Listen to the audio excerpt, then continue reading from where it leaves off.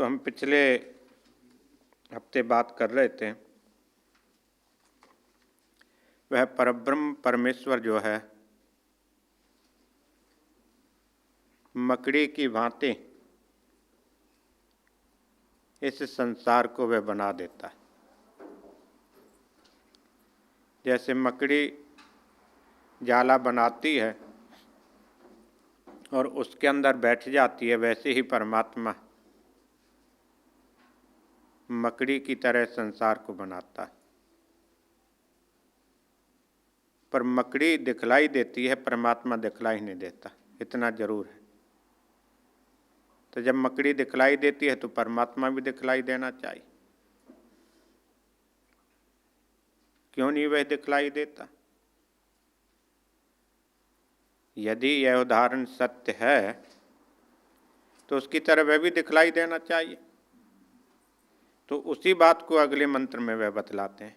यह 11वां जो है, एको देवः सर्वभूतेषु गूढ़ः। क्योंकि मकड़ी वहां पर क्या है, जहां पर वह जाला बनाएगी वहीं पर होगी। मकड़ी कोई ऐसी चीज नहीं है कि एक जगह जाला बनाए और सभी जगह वह दिखलाई दे। मकड़ी की तरह परमात्मा इस संसार को तो बनाता है, परंतु उसमें मकड़ी में और परमात्मा में अंतर क्या है? मकड़ी एक ही स्थान पर दिखलाई देगी, जहां पर जाला बना हुआ होगा वहीं पर दिखलाई देगी। परंतु वेद का यह मंत्र कहता, एको देवः सर्वभूतेषु गूढ़ः। वह जो परब्रह्म परमेश्वर है सभी के अंदर बैठा हुआ है। कैसे बैठा हुआ है? जिस प्रकार से बर्फ जब जम जाती है तो दिखलाई क्या देता? बर्फ, और होता क्या? पानी। यदि किसी बच्चे को पूछो, क्या वह बच्चा इस बात को बतला पाएगा कि यह पानी है? तो पानी तो दिखलाई नहीं देता। और कब तक वह पानी दिखलाई नहीं देगा? जब तक वह पिघलना शुरू नहीं होगा। जिस प्रकार से बहुत सी जगह आप शादियों में जाओ तो गणेश जी की मूर्ति आदि बनी हुई होती है ना, बर्फ की बना देते हैं। तो जब उसको देखते हैं तो क्या हम गणेश जी की मूर्ति समझ के उसको देखते हैं कि पानी समझ के देखते हैं? तो गणेश जी समझ के देखते हैं। तो परंतु उसके अंदर है क्या? पानी। और हम देखते क्या है? गणेश जी। वास्तव में है पानी और दिखलाई देते हैं गणेश जी।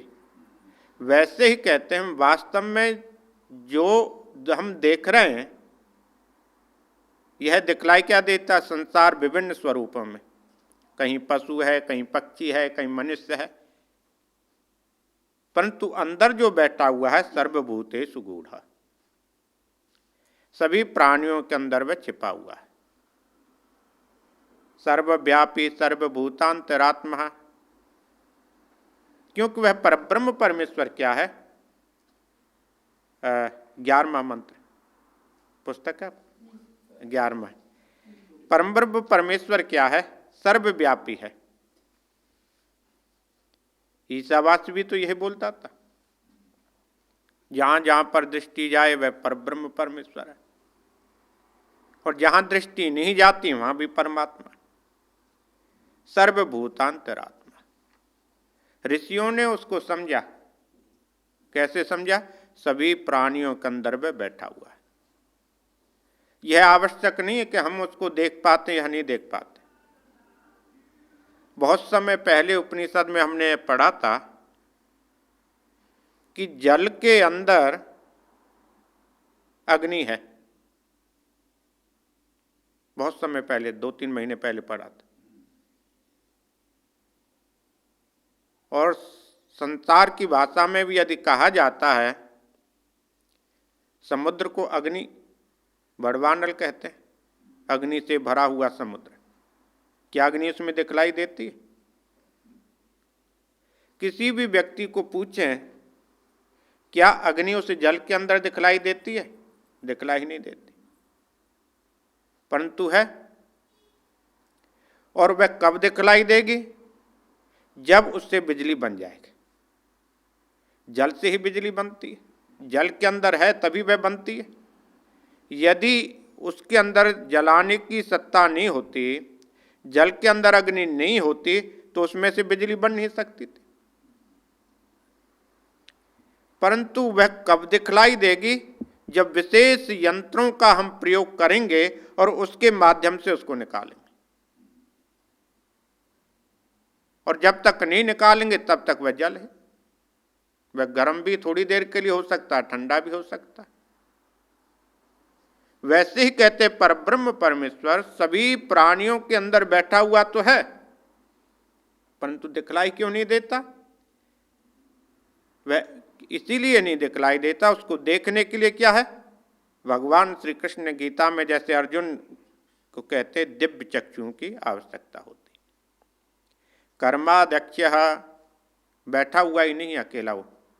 हम यदि यही सोचें अकेला वह बैठा हुआ ही है, जैसे घरों में बूढ़े बैठे होते हैं, बेचारों की कोई सत्ता नहीं होती, कुछ कर नहीं सकते, ऐसा नहीं है। वह बैठा हुआ ही अकेला नहीं है। उसके बाद क्या है? कर्माध्यक्ष, जो हम कर रहे हैं वह सबको देख रहे हैं। जो हम कर रहे हैं उसको वह देख रहे हैं। और देखने के साथ क्या? सर्वभूतादिवासः, सभी प्राणियों का निवास स्थान वही है। यदि वह नहीं होगा तो प्राणी भी नहीं हो सकता। वह परब्रह्म परमेश्वर सभी के अंदर बैठा हुआ है, सर्वत्र व्यापक है, सभी के कर्मों को वह देख रहा है। और देखने के बाद भी क्या है? संपूर्ण जितने भी प्राणी हैं सभी का निवास स्थान भी वही है। उसके बिना कुछ हो नहीं सकता। यदि घर नहीं होगा तो हम कहाँ रहेंगे? यदि घर है तभी हम उसमें रहते हैं। वह परब्रह्म परमेश्वर अंदर होने के बाद भी एक घर की तरह है। यदि परब्रह्म परमेश्वर नहीं होगा, वह सत्ता हमारे अंदर नहीं होगी, क्या हम हो पाएंगे? उसी की शक्ति से ही तो हम हैं। साक्षी चेता केवल निर्गुणश्च। इतना ही नहीं, वह साक्षी भी है। अंदर रहने के बाद भी, गुप्त रूप से छिपा हुआ होने के बाद भी, फिर भी वह सक्रिय है। हम ऐसा नहीं कह सकते वह कुछ नहीं कर रहा। यदि कुछ नहीं कर रहा होता तो साक्षी नहीं होता। कुछ कर भी रहा है और नहीं भी कर रहा। और चेता, इतना ही नहीं, चेतन स्वरूप है। यदि चेतन स्वरूप वह है तभी यह शरीर भी चेतन दिखलाई देता है, अन्यथा इसका कोई मूल्य नहीं। यदि चेतन शरीर है तो चेता, वह अंदर जो बैठा हुआ है उसके कारण ही है। केवल निर्गुणश्च, वह परब्रह्म परमेश्वर क्या है? केवल क्या होता? बिल्कुल शुद्ध जो होता है, विशुद्ध है। किसी भी प्रकार का उसमें अवगुण नहीं है, कोई दोष नहीं है। उस परब्रह्म परमेश्वर में हम किसी भी प्रकार का दोष आरोपण नहीं कर सकते, दोष नहीं बतला सकते उसमें यह गलती है। किसी भी प्रकार का उसमें दोष नहीं। यदि दोष होता तो 3 गुण उसके अंदर आ जाने थे, तो वह तो गुणों से अलग है। पिछले सप्ताह हम पढ़ रहे थे ना, परब्रह्म परमेश्वर सत्य रज तम, तीनों गुणों से वह अलग है। और तीनों गुणों से अलग है इसलिए क्या है? वह विशुद्ध है, किसी भी प्रकार का उसके अंदर दोष नहीं। निर्गुण, गुणातीत है। किसी भी प्रकार का उसके अंदर हम ऐसा नहीं कह सकते रजोगुण है, सतोगुण है, तमोगुण है, या किसी गुण में अधिक है या किसी में कम है, ऐसा नहीं। और अगले मंत्र में फिर क्या कहते हैं? एको वशी निष्क्रियाणाम बहूनाम एकम बीजम बहुधा य करोति तम आत्मस्तम ये अनुपश्यन्ति धीरः तेषां सकम शाश्वतम नेतरेषाम्। एको वशी, वह जो परब्रह्म परमेश्वर है अकेला ही है। अभी हम थोड़ी देर पहले मकड़ी की बात कर रहे थे ना, मकड़ी का जो जाला है वहीं पर दिखलाई देगा जहां पर मकड़ी होगी, परंतु परब्रह्म परमेश्वर के साथ ऐसा नहीं है। एक हो वह एक है, फिर भी क्या है, बहुनाम निष्क्रियानाम। बहुनाम मान बहुत से, निष्क्रियानाम जो कुछ नहीं जीव कर रहे उसके अंदर भी बैठा हुआ है। संसार में बहुत से ऐसे जीव हैं जो कुछ क्रिया नहीं करते, कुछ नहीं करते। उनका जन्म होता है, हवा के सहारे रहते हैं, जल के सहारे रहते हैं और जीवन उनका समाप्त हो जाता है। क्रियाओं से रहित जो जीव है उसके अंदर भी बैठा हुआ है, और जो क्रिया कर रहा है, जो दौड़ रहा है, चल रहा है, देख रहा है, उसके अंदर भी बैठा हुआ है। इसलिए हम ऐसा भी नहीं कह सकते परब्रह्म परमेश्वर उसी के अंदर है जो भाग रहा है, जो कर रहा है उसके अंदर भी है, और जो नहीं कर रहा उसके अंदर भी वह बैठा हुआ है। और बैठा हुआ भी कैसे है, वसी है एकम, उसके अंदर भी शासक की तरह वह बैठा हुआ है। यदि वह जीव जब तक श्वास ले रहा है उसी के कारण ले रहा है। और इतना ही नहीं, एकम बीज बहुधा करोति, जिस प्रकार से एक बीज को हम डाल दें वह बीज बहुत से बीजों को उत्पन्न कर देता है। गेहूं का एक दाना डालते हैं, कितने दाने हो जाते हैं। आम का एक गुठली आम की लगाते हैं, हजारों आम वह पैदा करता है। एक बीज के अंदर कितनी शक्ति है देखिए। छोटा सा एक बीज डाला जाता है, उससे अनंत बीज पैदा हो जाते हैं। एक एप्पल का ट्री लगाओ, उसमें से कितने हो जाते हैं, और आगे से आगे चलते रहते। तो उपनिषद कहते हैं वह जो परब्रह्म परमेश्वर एकम बीज है, वह एक होने के बाद भी अनेकों रूपों में बदल जाता है। गेहूं तो गेहूं के रूप में ही बदलेगा। गेहूं का बीज डालो तो वह गेहूं बनेगा, चना तो नहीं बनता। चना डालो चना बनेगा। परंतु उपनिषद कहते हैं वह परब्रह्म परमेश्वर जो है बहुधा करोति, अनेकों प्रकार के जीवों की वह रचना कर देता है, उसके अंदर ये सत्ता है। और 2-3 सप्ताह पहले हम पढ़ रहे थे वह कैसे कर देता है, प्रकृति और माया, जो माया है उसके माध्यम से। पृथ्वी जल तेज वायु आकाश के सम्मिश्रण से वह अपने आप इस संसार को चला देता। उपनिषदों में कहा है वह परब्रह्म परमेश्वर इसको चलाने के लिए उसको कुछ प्रयास नहीं करना पड़ता, कुछ नहीं करना पड़ता।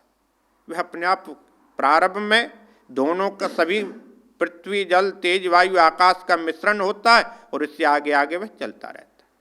परंतु चलने के बाद भी क्या है, वह शासक की तरह बैठा हुआ उसको देखता रहता है। और क्या है, एकम बीजम बहुधा यह करोति, वह जो परब्रह्म परमेश्वर है, तो एक बीज क्या है उस परब्रह्म परमेश्वर का, एकम बीजम, एक बीज क्या है, प्रकृति माया, यह उसका एक बीज है। और इससे अगले आगे आगे अपने आप होने लग जाता। जिस प्रकार से घास को जब हम काटते हैं और उसकी जब हवा चलती है तो हम घास को नहीं भी कहीं लगाएं वे अपने आप हो जाते। जैसे भारत में बहुत जगह आप देखो जहाँ जहाँ पर पानी की टंकी ऊपर होती है ना, पीपल का पेड़ अपने आप वहाँ नजर आ जाता है, लगाना नहीं पड़ता, अपने आप हो जाता है। क्योंकि उसके जो पराग हैं, उसका जो कण है, वह अपने आप हवा के साथ उड़ जाते हैं, लगाना थोड़ा पड़ता है। हवा का माध्यम, जल का माध्यम, दोनों जब हवा और जल दोनों वहाँ इकट्ठे होते हैं तो अपने आप अंकुरित हो जाते, अपने आप हो जाता। वैसे ही कहते हैं इस परब्रह्म परमेश्वर के द्वारा इस रचे हुए इस संसार को चलाने के लिए एक बीज क्या है, प्रकृति है। और प्रकृति के माध्यम से अपने आप यह चलता जा रहा है, चल रहा है। और चलने के बाद भी क्या है, तम आत्मस्तम, वह परब्रह्म परमेश्वर जो क्या है आत्मस्तम, फिर भी सबके हृदय में बैठा हुआ है। ऐसा नहीं है कि अपने आप चल रहा तो वह बैठेगा नहीं, फिर भी बैठा है। अनुपश्यन्ति धीरः, ये माने जो परब्रह्म परमेश्वर को देखते हैं। कौन देख सकते हैं? जो गंभीर लोग हैं, बुद्धिमान हैं, वही लोग तो देख सकते हैं। जो परब्रह्म परमेश्वर को समझना ही नहीं चाहता, जानना ही नहीं चाहता, वह कैसे देख पाएगा? पहले तो सबसे पहले जानने की इच्छा होनी चाहिए। जब तक जानने की अभिलाषा नहीं होगी, क्या हम जान पाएंगे? यदि किसी वस्तु का ज्ञान हमको प्राप्त करना है तो पहले तो मन में संकल्प आएगा। कोई भी हो, हमको व्रत करना है, या पारिवारिक दृष्टि में भी देखा जाए, बच्चे की शादी करना है, तो ऐसा संकल्प आएगा तभी होता है। तो कहते हैं धीरः, जो गंभीर लोग हैं पहले संकल्प से दृढ़ होते हैं, मजबूत होते हैं, और उसके बाद उसको वह खोजते हैं, जानते हैं। और जानने को तेसाम सुखम शाश्वतम ना तरेशम, इतरेशा मन दूसरा कोई सुख ऐसा संसार में नहीं है। यदि हम सोचना चाहें कि और कोई उससे बढ़कर सुख होगा, उससे बढ़कर कोई सुख नहीं। एकमात्र व्यक्ति का सुख जो है वह परब्रह्म परमेश्वर ही है। जब तक उस आधार को, उस शक्ति को, उस परब्रह्म परमेश्वर के तत्व को हम नहीं जान पाते, नहीं समझ पाते, तब तक क्या हम ऐसे ही भटकते रहते। और भटकने का मतलब क्या है? अनेकों प्रकार की योनियों में हमारा जन्म होता है। नित्यो नित्यानाम चेतनश्चेतनानाम एको बहूनाम यो विदुदाति कामान तत्कारणम सांख्य योगादिगम्यम ज्ञात्वा देवम मुच्यति सर्वपाशै। ऋषि कह रहे हैं नित्यो नित्यानाम चेतनश्चेतनानाम, वह परब्रह्म परमेश्वर क्या है? नित्य है। नित्य है इसलिए तो महाप्रलय होने के बाद भी वह बैठा हुआ है।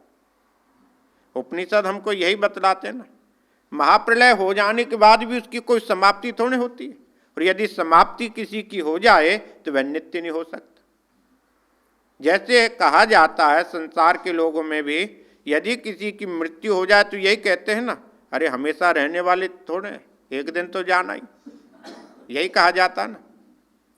किसी की मृत्यु हो जाए तो वहां पर यही उपदेश देते हैं, हमेशा रहने वाले थोड़े, एक दिन तो जाना ही। एक दिन जाना है इसलिए हम नित्य नहीं है। यदि नित्य होते तो हमको जाना नहीं होता। हम जा रहे हैं इसलिए नित्य नहीं है। दूसरा स्वरूप क्या है नित्य ना होने का? उसमें रोजाना बदलाव हो रहा है। परब्रह्म परमेश्वर में बदलाव नहीं होता। वह आज जैसा है कल भी वैसा ही रहेगा और हजारों वर्षों के बाद भी वैसा रहे। यदि हम किसी वृक्ष को लगाते हैं तो वह अंकुरित जब होता है तो धीरे धीरे बड़ा होता है। रोजाना बदलाव आता कि नहीं? हमारे शरीर में बदलाव आता हमको दिखलाई नहीं देता, यह बात अलग है, परंतु आता तो है ना। परब्रह्म परमेश्वर में ऐसा बदलाव नहीं आता। यदि ऐसा बदलाव नहीं आता तभी मूर्तियों का स्वरूप आप देखो, बिना दाढ़ी मूछ के परमात्मा आपको नजर आएगा, क्योंकि वह एक जैसा रहता है। वह युवा है, वह कभी वृद्ध नहीं होता।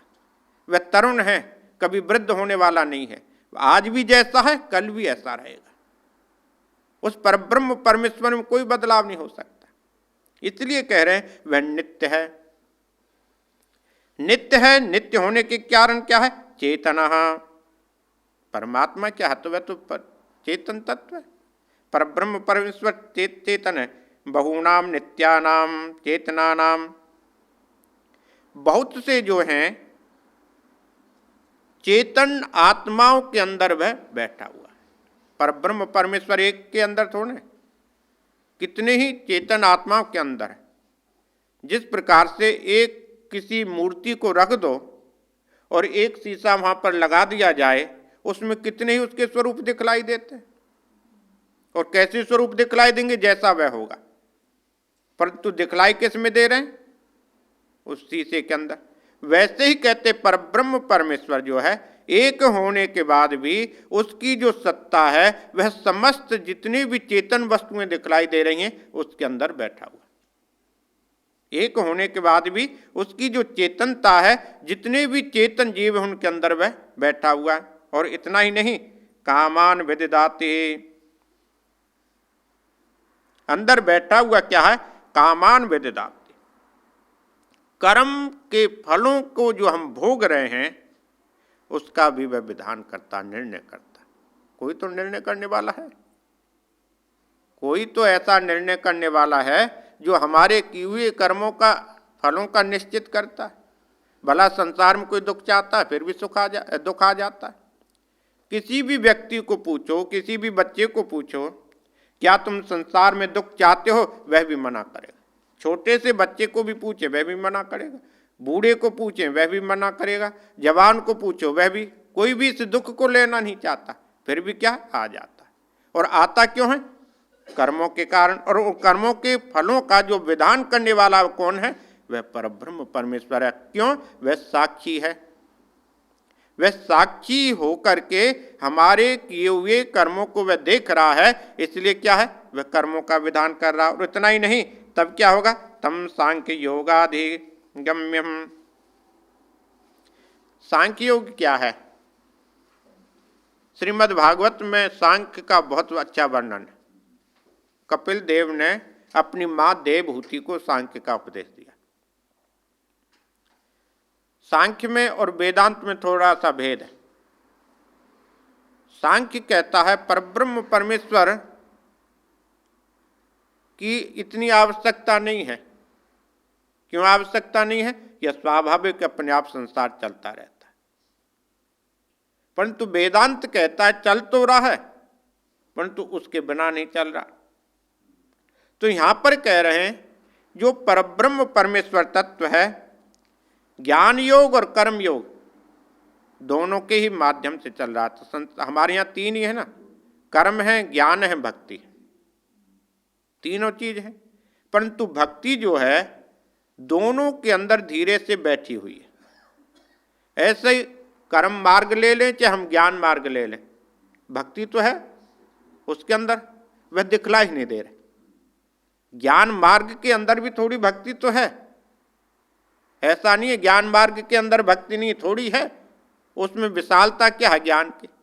जिस प्रकार से किसी मीठी वस्तु में थोड़ा सा नमक डाल दो, उसके रस का पता नहीं लगता, वैसे ही ज्ञान के अंदर भक्ति का पता नहीं लगता। भक्ति तो उसके अंदर भी बैठी हुई है, और बिना भक्ति के वह ज्ञान तक पहुंच नहीं सकता।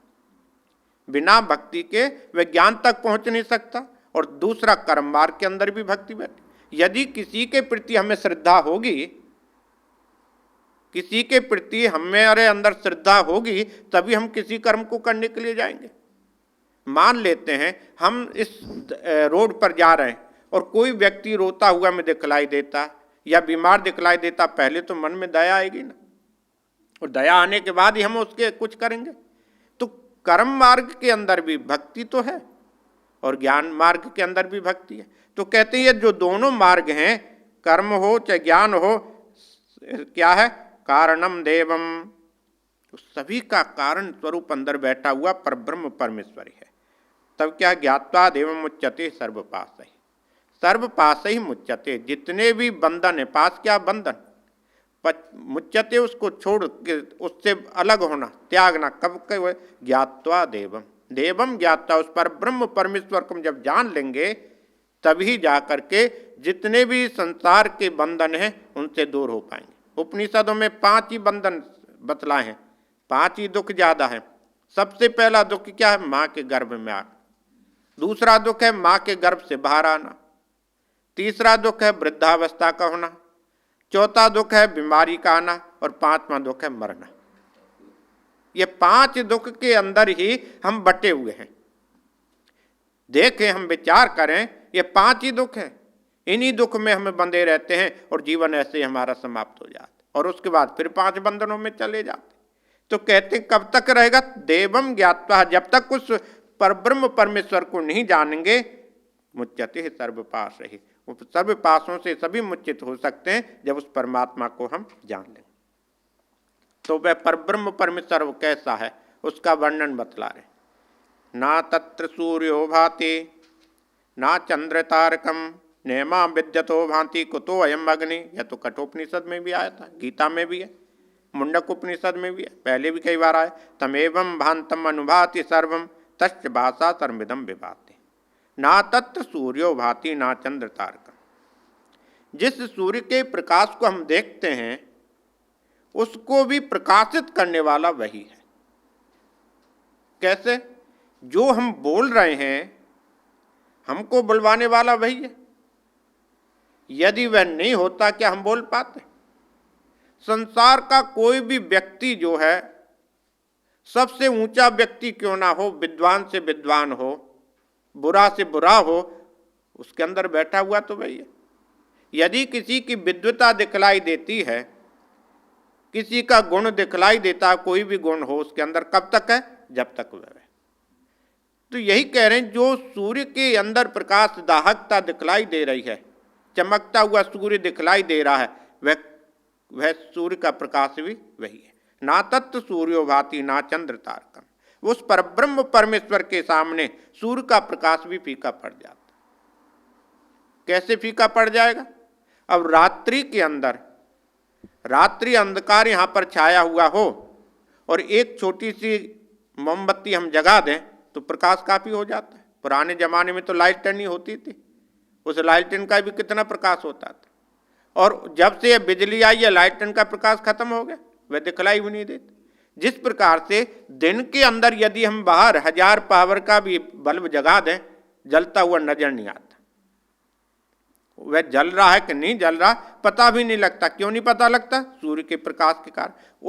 उसके जो जल रही लाइट है उससे अधिक प्रकाश सूर्य का है, इसलिए वह दिखला ही नहीं देता।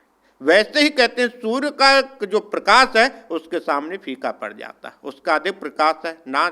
और उसके बाद ना चंद्र तारकम, चंद्रमा की शीतलता, यह जो है उसके अंदर ज्यादा है। जितनी शीतलता चंद्रमा की हम देखते हैं वह कुछ नहीं है उसके सामने, उससे भी अधिक शीतलता है। और नेमा विद्युतो भांति कुतो अम्बग्नि, कहते हैं जो जितनी भी विद्युत क्या है, बिजली है, इनकी तो बात छोड़ो, कुतो अम्बग्नि है, अग्नि क्या है? कुछ भी नहीं। अग्नि के अंदर जलाने की दाहकता है, सत्ता है, वह परब्रह्म परमेश्वर। वह जो दिखलाई नहीं देता वह परब्रह्म परमेश्वर वही सब कुछ है। और जब हम उसको देख लेते हैं, समझ लेते हैं, जान लेते हैं, अनुभव कर लेते हैं, तब क्या है? ये अग्नि, सूर्य, चंद्र, तारे, यह सब छोटे दिखलाई देते हैं, उसके सामने यह कुछ भी नहीं है। तमेव भांतम अनुभाति सर्वम। तो उन्होंने कहा तम भांतम। भांत क्या होता है? जो प्रकाशित हो रहा है। जो प्रकाशित हो रहा है उस परब्रह्म परमेश्वर जो प्रकाशित हो रहा है, सर्वम अनुभाति, उसके पीछे और कुछ शेष नहीं रहता, सबसे अधिक प्रकाशवान वही है। इसलिए क्या कहते? तच्चिवासा सर्वमिदं विभाति। उस प्रकाश स्वरूप परब्रह्म परमेश्वर को सर्वम विभाति जानना चाहिए। और जानने के बाद क्या है? संपूर्ण जगत को भी प्रकाशित करने वाला वह परब्रह्म परमेश्वर। आभा क्या है? प्रकाश। जो प्रकाश दे रहा है समस्त जगत को, संपूर्ण जगत को, वह प्रकाशित देने वाला परब्रह्म परमेश्वर ही। एक और करते हैं।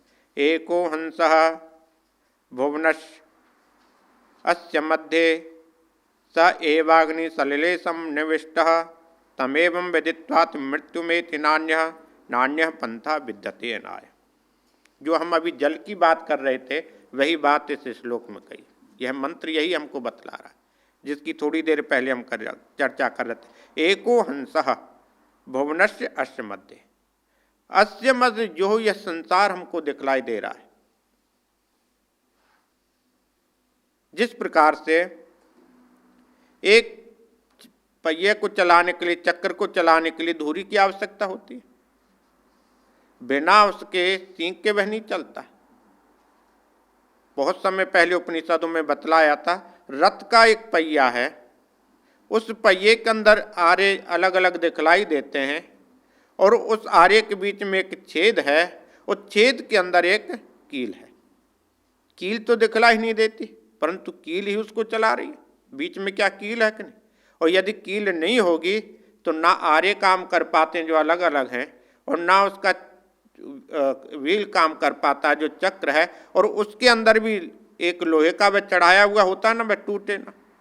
तो वहां पर उपनिषदों में क्या बतलाया था? उसके ऊपर क्या चढ़ा हुआ? रज सत रज तम, 3 गुण चढ़े हुए। तो उसी बात को यहाँ कह रहे हैं, उस जो परब्रह्म परमेश्वर है भुवनस्य मध्ये, इस समस्त ब्रह्मांड के बीच में बैठा हुआ है। इस संसार को चलाने वाला क्या है? वही है।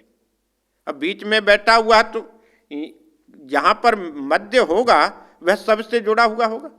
बीच का जो स्थान है वह सबसे जुड़ा हुआ होता है। कितनी भी दूरी पर, किसी भी एंगल में, किसी भी क्षेत्र में क्यों ना हो, तब भी वह उससे जुड़ा रहेगा।